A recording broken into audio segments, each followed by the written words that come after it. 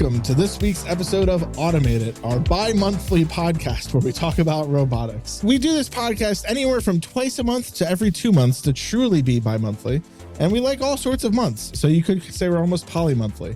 I, of course, am your host, Stefan and CEO and co-founder here at Polymath Robotics. And sitting across from me is someone who wants to make something that people want, which the last time I read about seemed to mean something having to do with cat videos. Yeah, you can set up a filing system for yourself where you put a flag for you're out of something. Mm-hmm. This is my t-shirt of it's time to do laundry. This is my backup reserve t-shirt. It's like in college when you start showing up to class in your internship clothing. Yeah. And everyone's like, why do you have a button-up shirt on? I have laundry day, man. Yeah, that's it. The cycle from washing machine to dryer to storage to clothes has just gone into cycle to ground to clothes. Well, I mean, we could just have a robot to do that, right? Yeah. Oh, we had a great debate about that. That's a good sidebar to have. Oh, man. Fantastic. So this, of course, is Automated, the somewhat regular podcast from Polymath Robotics, where we talk about robots, what's fun about them, what's heartbreaking about them. And we do this in two sections. First, we try to spitball a robot into existence. Ilia has created some sort of Boolean AI tool that I now have to use instead of cheating at cards or reading things from a list, which is unfair.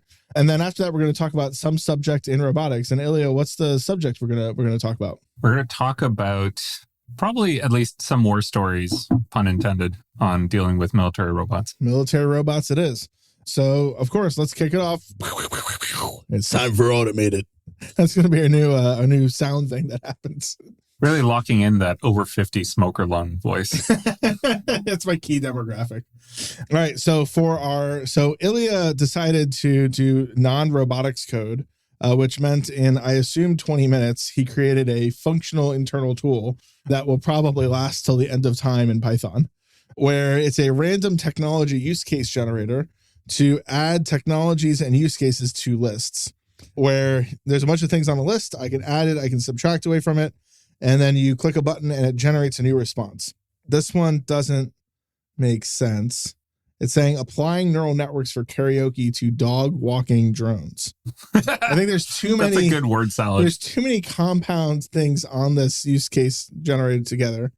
Slam to service robots in hospitality. I think we've done that before. How about this one? Computer vision for self-parking shopping carts. Cool. Yeah. So, and I think you're too close. You're narrowing it in too closely with how you made these lists. So there's less. I mean, computer vision for grocery stores could have led us to this, but we're kind of constrained into shopping carts. I mean, listeners will know I made the tool with the ability to add and remove items, which Stefan has completely ignored and is just complaining about the content. Since then. It's been a whole hour since I coded it during a meeting. Yeah, a meeting that I had to talk during. Yeah, that's fair. The whole time. All right, so I think the use case here. Have you ever watched Trailer Park Boys, a show about your countrymen? I have not. Oh man, it really puts Canada in the highest of all lights. So Trailer Park Boys is a show about grown-ups in a trailer park who have a sad life that they perpetually make sadder. And anytime there's a little bit of hope about something they could do, they ruin it all by, doing drugs or whatsoever. One of the characters in Trailer Park Boys is rather tragic. His name is Bubbles. He has eyeglasses that are super Coke bottle-y, lives in a shed. Oh, this is really my countryman. Yeah. And he makes his living by stealing shopping carts from a grocery store and then returning and selling them to them later. Is one part of, also at some point he tries to make a shed motel for cats and people or something. It's, he's Bubbles. So I think realistically, the reason we'd want, computer vision based shopping carts is really low bill of materials cost so that they could drive themselves back inside the store. Now you'd be saving dozens of dollars. Yes. Dozens. Well, realistically, you have that guy or that gal who collects the shopping carts and then keeps them still outside. Yeah. Keeping the shopping carts outside probably does wear on them. You probably do need to take them all in at the beginning and end of the day. It is inefficient for people who are shopping to return their shopping carts even to that stall. Yeah, people abandoning their shopping carts in the parking lot all the time. There's probably some amount of insurance cost to people driving into a shopping cart or running into their car.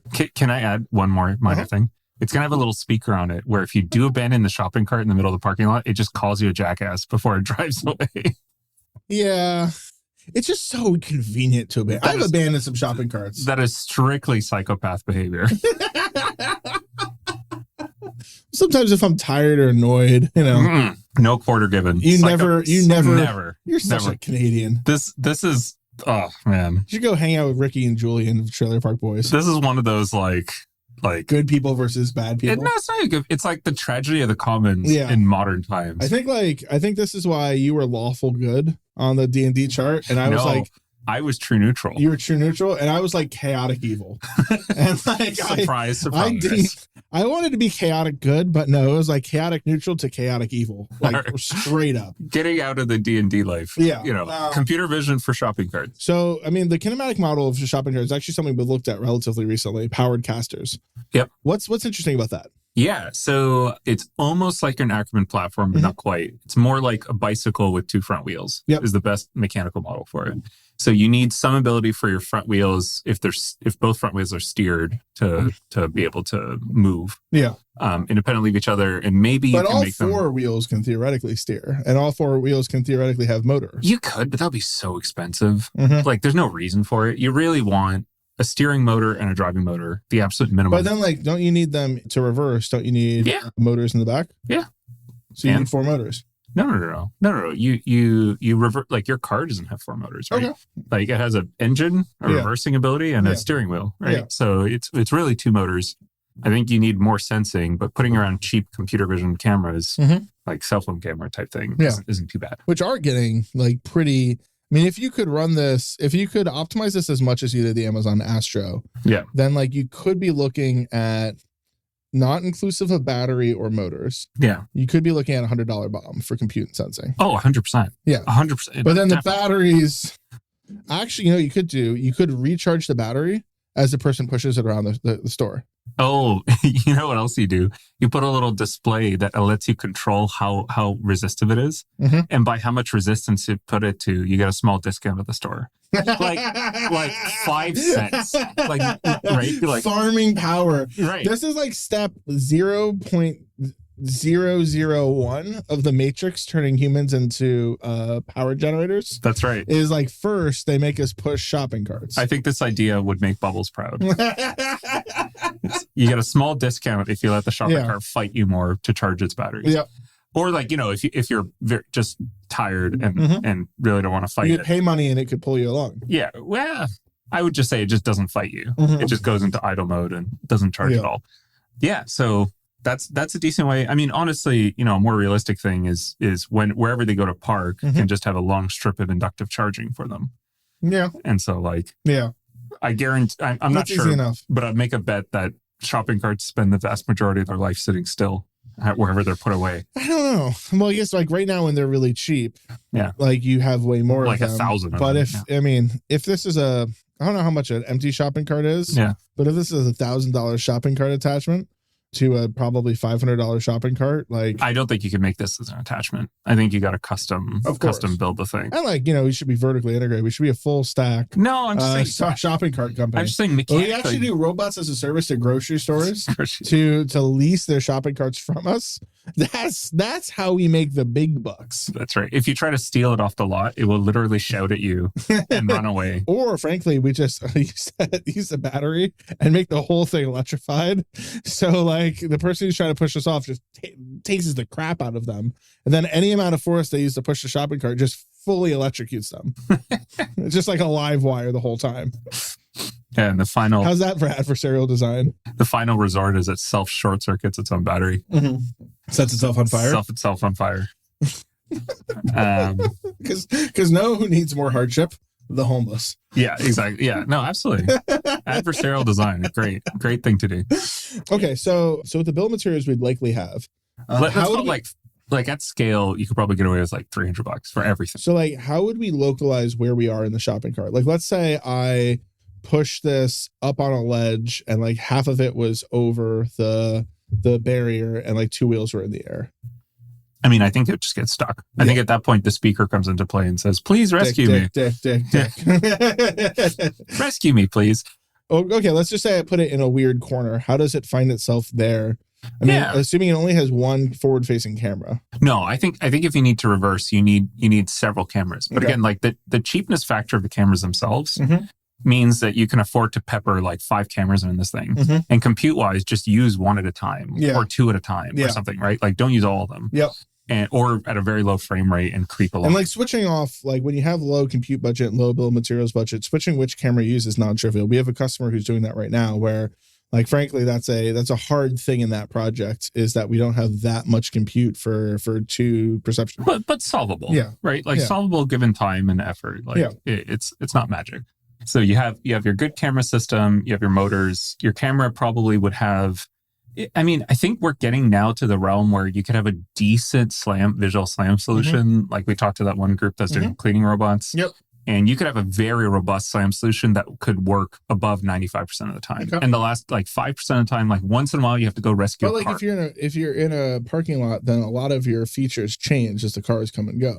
Yeah, but or could you localize just on painting the normal markings on the ground? You could localize which also on are that. going to change all the time. You could localize on that. I think honestly, your field of view would be large enough that you'd catch the buildings across the street and your own mart and whatever. Like shopping cart height isn't that high, so you wouldn't see over the cars. But I'm assuming we can only put sensors on that bottom rail of the shopping cart. Yeah, exactly. Because the rest of it all folds into each other and gets beat up. Yeah, I mean, so we're like, our field of view is cameras that are 4 inches off the ground. No, I think you could put it on the body if you armor it a little bit. I think it'd be fine. Like you just because there's smart quote unquote shopping carts today with like displays and stuff built into the handles. Like that's a pretty solvable problem.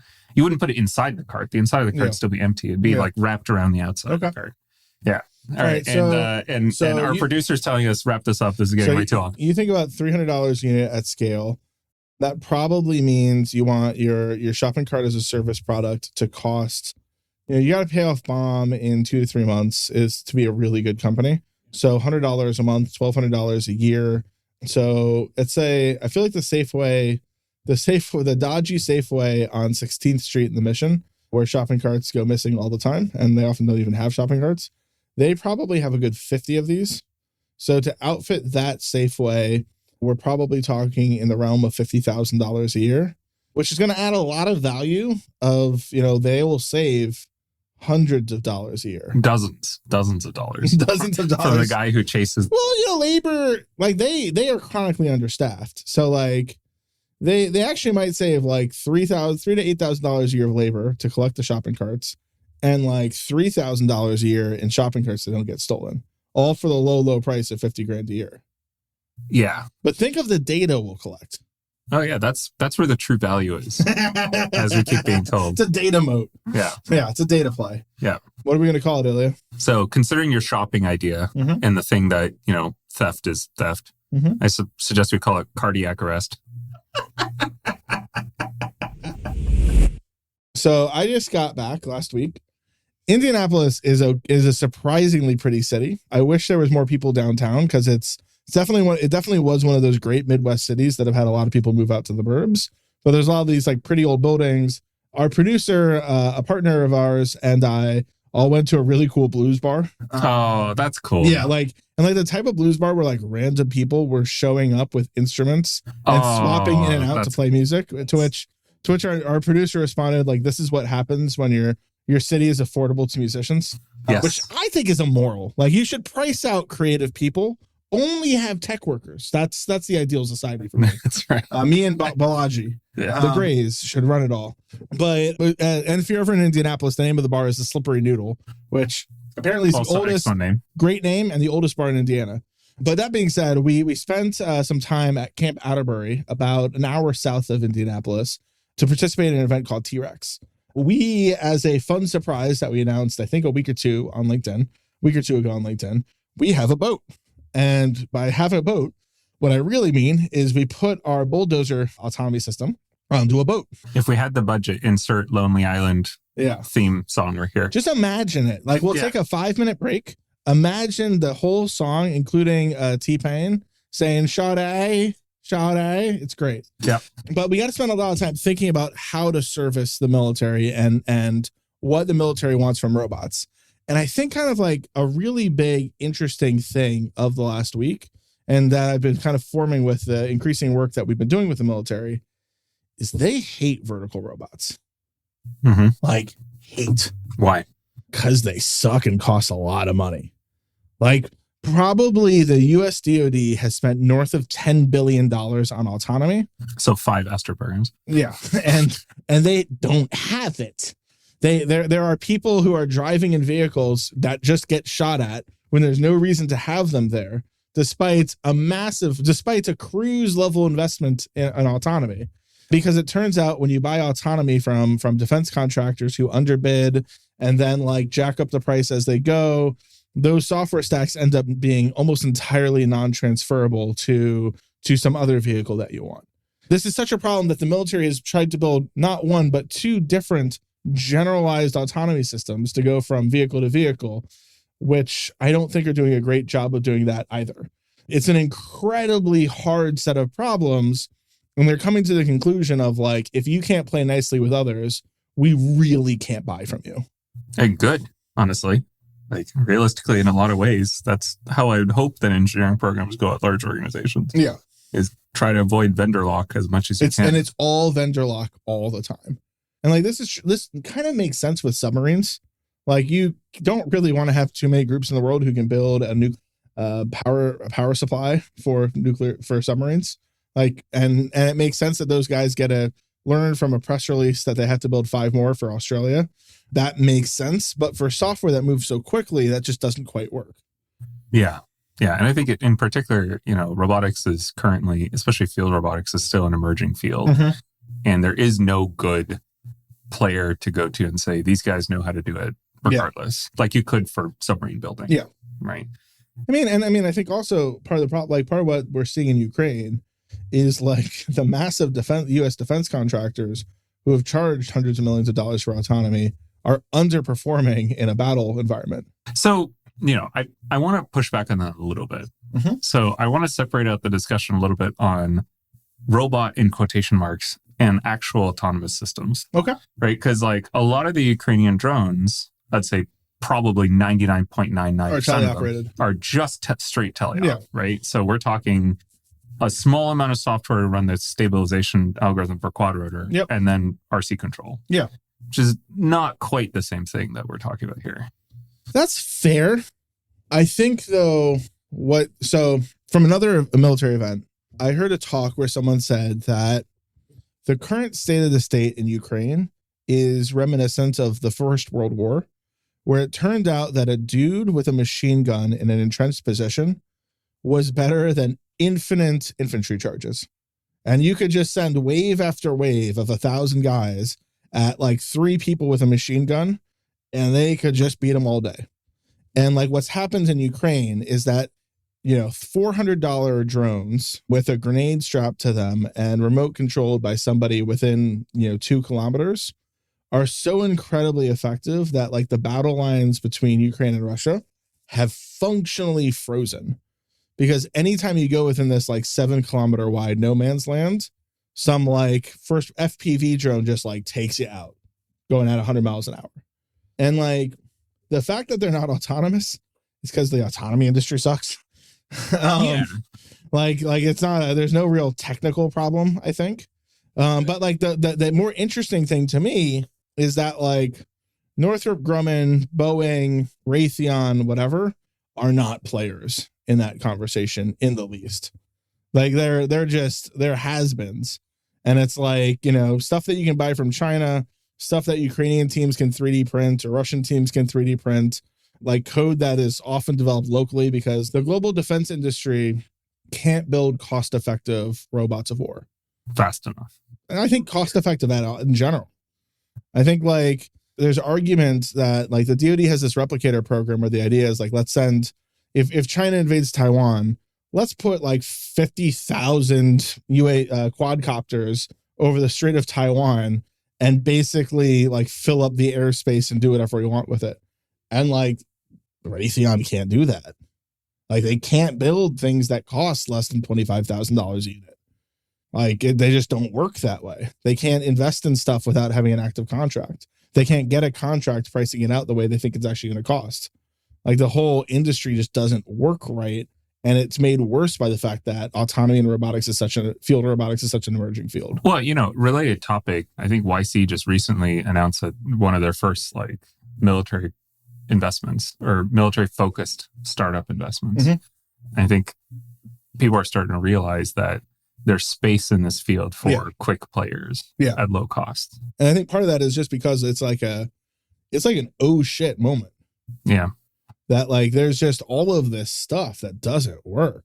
Yeah, or at the very least is not cost effective. Yeah. Like, I would still argue that the service record of, for example, Reaper drones is by far the longest and the most successful, but they're very expensive. They're $10 million drones, I think. Yeah, well, even ignore the cost of the machine, the operational cost of satellite infrastructure and controls infrastructure and weaponry. So I saw hundreds of millions of dollars. So an interesting interchange the other day about a personal robot that I'm going to be slightly vague about, because there's some listeners who I think saw this conversation as well, where someone wanted to build a home robot for a pretty high price point, like a nearly 6-figure price point.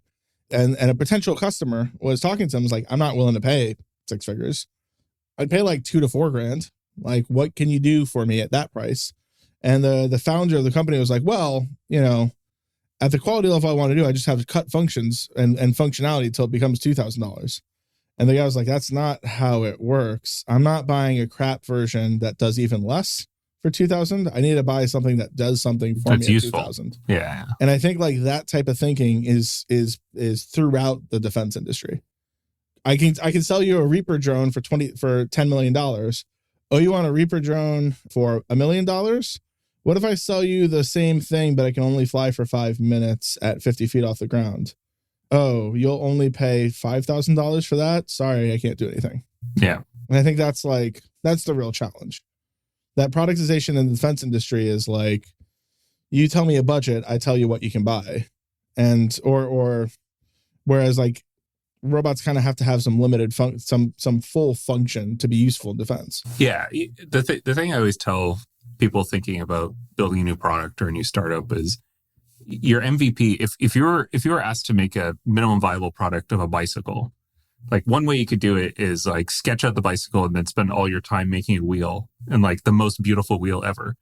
Or you could have a crappy bicycle with a seat and pedals and a wheel and like all of it sort of holds together with glue and duct tape, but that's drastically more useful than like just a really polished wheel. Yeah. And I think to your point, right, like a lot of the military effort in this space has been make this super polished one specific function, which has a very high criticality of always works under a bunch of different conditions. But that's not even how military stuff works. Military stuff doesn't work under all these conditions. Well, the goal is always that. If you read the specs, as a fun thing, I can't remember what this metric is called. Yeah. Maybe like usage efficiency. Yeah. But there's equipment that like basically there's a number of hours for maintenance that you have to do per hour that you operate it. And I think with like F-22s, it's like for every hour you want to fly an F-22, you have to do 100 hours of work. Oh, that's efficient. I'd say 400 hours. Of work. But that's my point, though. So you want to fly from like to be clear, what an hour of work means. What that actually means. If I want to fly from an aircraft carrier in the Indian Ocean and fly over Tehran and just scare the crap out of the Iranian Islamic Revolutionary Guards, that's probably a 12-hour flight, and that probably requires nearly 5,000 hours of maintenance and effort to do. But that's not quite what I'm saying, though. I totally agree with you. That is the case. But what I'm saying is the goals for military equipment tends to be during that flight, you have 100% reliability of every single component on that plane. Like the chance during that flight of something going wrong suddenly is extremely low. Right. I would, I'm not an expert in this field, but I would argue after that 5,000 hours of maintenance, with all the process they put in place, the chance of you losing an engine suddenly is very low. I'd argue probably lower than a commercial airline. Yeah, exactly. I'd argue probably lower than a commercial airliner, right? Like for military planes. Okay. Well-maintained ones. Again, with the 5,000 hours effort, right? And I'm saying that bar that's set by the military doesn't make sense anymore in real world military in real world engagements, or in robotics. Well, in robotics, or in the idea of swarm robots. Yeah, in the idea of swarm robots in particular, exactly. Like I think to your point, right? Like a DJI quadcopter, I got to be able to buy 100 of them for $5,000 or $7,500, and you have to be okay that 5 of them will fail. Just don't turn on. Not even. And another 5 of them will fall out of the sky. Will fall out of the sky. Exactly. Yeah. Will fall out of the sky halfway there because their battery. But there will be no maintenance. There will be no double checking. No one will read a manual on how to re-grease the quadcopter turbines. Yeah, exactly. But like they'll just fly and go. Exactly. Your goal is now deploy a swarm of which 10 have to get through out of 100. In a way, like this thesis is that military equipment is going from the age of like suits of armor, where it's super customized to the use case, towards like the Model T. I think where you can have whatever color you want as long as it's black. I think or it's a difference between the Luger, which like had a whole bunch of customized parts that were all hand machined for that specific gun, versus like the Colt 45, where like you could take any part from a bin and put it on to assemble a new gun. I think we're really straying into areas I'm not directly familiar with, but like I think what happens to militaries, especially well-funded militaries like the US one, is that in times of more or less peace, but like the average civilian was not impacted by any of the last wars in the last 20 years, let's call it. When you're in these kind of, let's call them recreational wars, you have the budget and time to like faff about with really high demands. And then when you're in an actual war, like World War II, right? Like the Germans are over here building extremely high precision tanks, but they can only build 5 of them. Yeah. And it's like, let's crank out some Sherman. Where's the American? That might like fall apart on the boat. Yeah. But like, hey. The American, I read a stat the other day that America built more planes in World War II than Germany, Italy, Russia, and I believe like maybe even the UK put together. And I think it's, exactly. And I think it's a very cold-hearted thing to say, but like for those, frontline soldiers using the American planes, of which have a failure rate of 5%, for that specific pilot, sucks to suck. Bad news. I'm sorry. Yeah. That's horrible, but that's what's going to happen. Maybe the German planes were more likely to take off, but there's only 6 of them. Right, like so. I think, they also weren't actually that good. I hate the myth. Like, sorry to get on my soapbox for a second. I hate the mythologization of the German Wunderwaffen. Like the whole idea of these German weapons. I was more talking about the tanks being over-engineered. Sorry, let me just pause for a second. Nicole is actively rolling her eyes. Like the V weapon program with the missiles that were sent to the UK. The German fighter jet, the MP-45, which was the predecessor to the AK-47, the Leopard tanks, the Tiger tanks, all of these things sucked. They were actively bad. More Germans died building the rocket weapon, the V weapon program, than British people died who they shot them at. They blew up willy-nilly. They were whatever. So the next time you see some alternate history with the Nazis winning and having this future magical age, bullshit. Like that is not how those weapons work. Do you know what an amazing weapon was? The bazooka. You give a bunch of schmucks from the farmland a tube. They put a rocket in it. Every time you pull the trigger, that rocket launches and it blows up a tank. Whereas the Panzer Schreck was a piece of crap. The Panzer Schreck, the one where like you had to like launch a missile against your body. That was terrible. These were terrible weapons by bad engineers. The Americans were the engineering powerhouse of World War II. Well, I think, again, coming back to the point, by like focusing on scale and repeatability and like Jeeps quality that you could throw in a crate and would work 6 years later in a random conflict no one would ever expect. I think it's quality through quantity. Yes. Right. And I think that's very much the conflict that's going on right now is quality through quantity. Yeah. And I don't think our modern militaries or the companies that service them are built to support that today. I also think realistically, specific American policy over the last 50 years was let's prop up the military industrial complex so that if the Cold War becomes hot, we have like 5 major companies who can pop out stuff for us. Yeah.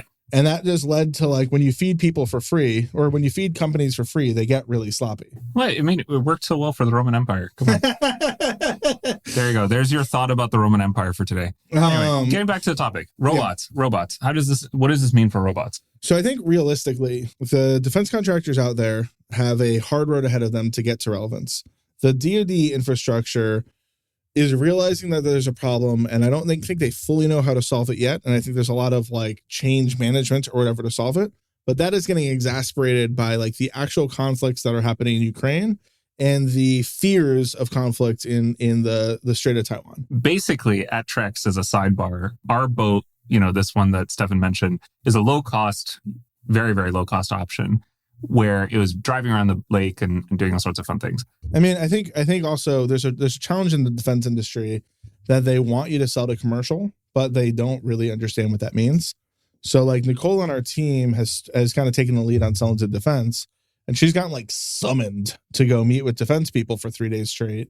And I was telling someone else on our team, like, if Nicole had been working on closing a major deal with a major private company, and like, let's say like there's a couple of, 10-figure companies that we're working with. And let's say Nicole next Wednesday has a closing call with a C-level member of a 10-figure company and gets told like, hey, we need you to come to Indiana for an all-day planning meeting all of next week. There would be no leaving that meeting to do this closing call. And that closing call would be unreschedulable. So I think there's a number of issues where the DoD is realizing stuff like vertical robotics are bad. The commercial sector has better stuff than we have, so we need to work with people who can live in commercial. But they need to figure out how to work with smaller, faster moving companies. They need to figure out how to work with companies where like you're not always their most important customer, because that's not really their world. Yeah, and kind of take it from there. Yeah, absolutely. And I think like notice none of these are technical challenges. Yeah. All of these are organizational. I think honestly, if we can build a Waymo, if society can build a robotaxi in San Francisco, a self-driving tank seems kind of straightforward. That's not in the cards right now. Right now, we're talking about like, can you autonomously follow some people and carry away the wounded? I mean, we've gotten some, talking directly to groups in the DoD, we've gotten some pushback on the idea of autonomy at all, right? Mm-hmm. There's been a thought of like, actually what we care about is good, reliable teleoperation. Yeah. Or like, can you get our people out of harm's way? Can you make it so that we have to send less people to Afghanistan? Yeah. And I think like that's what a lot of the use cases actually look like. There's surprisingly little interest in armed robots, but like to kind of put a pin on it on this, I think there's going to be a lot of interesting stuff over the next couple of years as the defense industry starts to look. The defense industry, the U.S. defense industry will either fap about and kind of have bad stuff, or will have to start looking more like a regular commercial customer. And if they do the latter, there'll be really interesting things in that market. I mean, but that's a pretty big change. Yeah. Do you want to place a bet on which one of those two will happen? I think the latter will. Do you think so? Yeah. I think given the choice between losing World War III and changing procurement processes, I think it would. I think it would take World War III for them to realize that. Is my question. I think the Ukraine conflict is scary for a lot of reasons. Yeah. The increased Chinese saber rattling over Taiwan is scary for a lot of reasons, and it is terrifying if you care about protecting America through military force. It is terrifying to note that DJI makes better aircraft than Boeing. Yeah. Like that is a full scary thing. I think like the DoD doesn't like the idea of SAS. They're going to have to get over it, or we'll lose Taiwan. The DoD likes to work with these big, slow companies that want to do everything vertically. They'll get over it. Or again, like, Ukraine will be the newest republic of the Russian Federation. Yeah. Yeah. I mean, hey, check back this space 20 years from now. We'll see who wins the beer bet. And, how many people die as a result. Oh. On that note, Stefan, what are we talking about next week? I think we're talking about happy robots that go around spreading cheer, making fart jokes. So, and beer delivery. Yeah. All right. Beer delivery robots. Beer delivery to podcast hosts. All right. Sounds like a plan. See you next time.